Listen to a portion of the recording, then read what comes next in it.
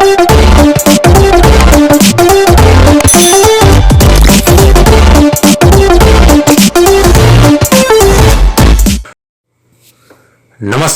मैं हूं विनय सिन्हा। आप देख रहे हैं द वर्ल्ड न्यूज 24 आवर। आज की प्रमुख खबरें प्रारंभ करने से पहले मैं आपसे पुनः आग्रह करता हूं कि यदि आपने हमारा चैनल सब्सक्राइब नहीं किया है तो पहले लाल बटन को दबाकर बेल आइकन को दबा दें। अब हम चलते हैं आज 29/4/2020 की प्रमुख खबरें की ओर। भारत ने आधी लड़ाई जीत ली, जंग रहेगा जारी। जानलेवा हो सकती है प्लाज्मा थेरेपी, आईसीएमआर एवं स्वास्थ्य मंत्रालय ने चेताया। चाइना छोड़ रहे कंपनियों को भारत लाने की तैयारी, रविशंकर ने कहा। 10वीं व 12वीं के छात्रों का आंतरिक परीक्षा के आधार पर हो सकता है परीक्षा फल। युवाओं को भटकाने के लिए चरमपंथी के द्वारा हो रहा है सोशल मीडिया का उपयोग। केरल हाईकोर्ट ने कर्मचारियों के वेतन कटौती पर अगले 2 महीने तक लगाई रोक। ब्रिटिश कोर्ट में नीरव के प्रत्यार्पण पर सुनवाई अगले 11 मई से। कोरोना के चलते एफटीएफ की बैठक टली, बचा पाकिस्तान। अमेरिकी डॉक्टर ने की आत्महत्या। कोरोना पर अमेरिका को चेतावनी देने वाले भारतीय डॉक्टर ने कहा कि भारत ने आधी लड़ाई जीत ली है, अभी जंग जारी रहेगा। 4 महीना पहले कोरोना संक्रमण को लेकर अमेरिका को आगाह करने वाले हार्वर्ड ग्लोबल हेल्थ इंस्टीट्यूट के डॉक्टर आशीष झा ने भारत के प्रयासों की सराहना की है। उन्होंने कहा कि प्रधानमंत्री नरेंद्र मोदी के एहतियाती कदम से भारत ने आधी लड़ाई जीत ली है, लेकिन अभी शुरुआत है, लड़ाई लंबी चलेगी। बिहार के मूल निवासी और हार्वर्ड ग्लोबल हेल्थ इंस्टीट्यूट के डायरेक्टर डॉक्टर आशीष झा,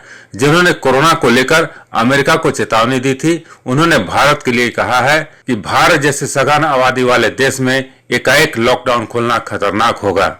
बता दें, आशीष झा ने कोरोना वायरस पर काफी काम किया है। 4 महीने पहले उन्होंने अमेरिका को आगाह कर दिया था कि जो बाद में सच साबित हुआ।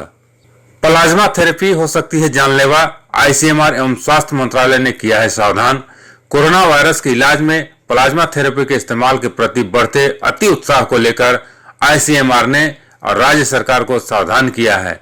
आईसीएमआर के अनुसार बिना सोचे समझे प्लाज्मा थेरेपी कोरोना का इलाज के मरीज के लिए घातक हो सकता है।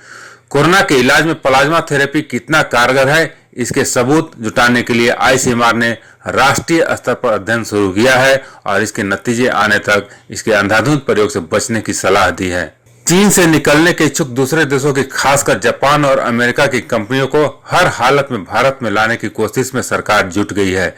इस काम में आगे आने के लिए केंद्र सरकार राज्य सरकारों को तैयार कर रही है। वही केंद्रीय मंत्री रविशंकर ने राज्यों को तैयार रहने के लिए भी कहा है। विश्व स्तर पर कोरोना पर काम करने वाले समाज सेवी संगठनों ने कहा है, कमजोर देशों को तत्काल मदद नहीं किया गया तो लगभग 1 अरब से ज्यादा लोग हो सकते हैं संक्रमित। 10वीं और 12वीं के छात्रों के आंतरिक परीक्षा के आधार पर किए जाए, यह मांग दिल्ली के उप मुख्यमंत्री सिसोदिया ने किया है। उन्होंने कहा है कि 10वीं और 12वीं के छात्रों के बचे हुए पेपर न लिए जाएं, ऐसे छात्रों को उनके आंतरिक परीक्षा के आधार पर उत्तीर्ण किया जाए ताकि वे अगली कक्षा में प्रवेश ले सकें। यह सुझाव उप मुख्यमंत्री व शिक्षा मंत्री मनीष सिसोदिया ने केंद्रीय मानव संसाधन मंत्री रमेश पोखरियाल निशंक को वीडियो कॉन्फ्रेंसिंग के जरिए बातचीत में दिया है।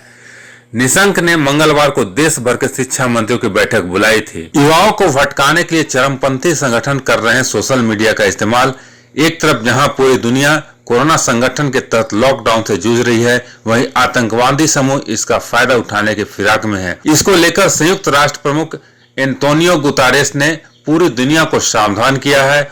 उनके मुताबिक इस संकट के दौर में उन्होंने सोशल मीडिया के तहत युवाओं को अपने संगठन के लिए जोड़ने का प्रयास तेज कर दिए हैं। ये चरमपंथी गुट लॉकडाउन के अपने फायदे के लिए इस्तेमाल करने में लगे हुए हैं। केरल हाईकोर्ट ने राज्य सरकार के आदेश पर 2 माह तक रोक लगा दी है। केरल राज्य सरकार ने कोविड-19 महामारी से संघर्ष के लिए सरकारी कर्मचारियों के वेतन में कटौती का आदेश दिया था। ब्रिटिश कोर्ट में नीरव मोदी के प्रत्यार्पण की सुनवाई 11 मई से। लंदन की जेल में बंद पड़ा है भगोड़ा हीरो कारोबारी। बैंक धोखाधड़ी और मनी लॉन्ड्रिंग मामले में भारत में वांछित नीरव मोदी की कोरोना महामारी के चलते मंगलवार को वेस्टमिंस्टर कोर्ट में वीडियो लिंक के जरिए पेशी हुई। पंजाब नेशनल बैंक के करीब 14,000 करोड़ रुपए का चूना लगाकर भागे हीरा कारोबारी नीरव मोदी को भारत लाने की प्रक्रिया अगले महीने ब्रिटेन में फिर शुरू होगी।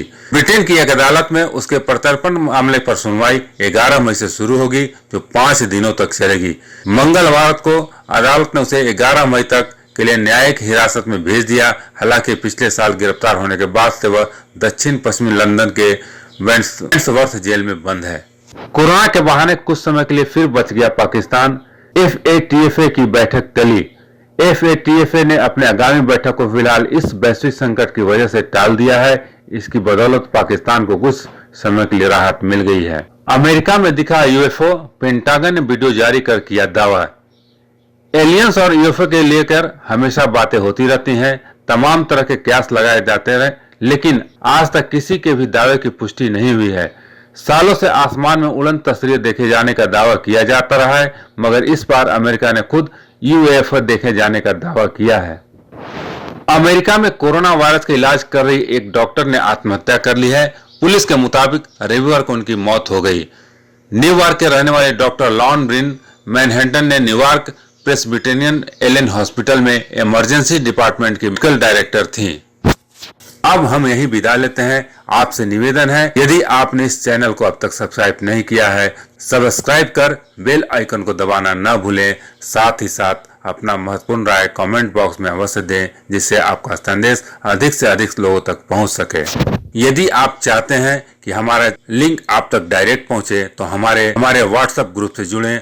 हमारे व्हाट्सएप नंबर 9905508228 पर अपना नाम एवं पता मैसेज करें, ताकि आप तक हमारा न्यूज़ डायरेक्ट सबसे पहले पहुंच सके। धन्यवाद।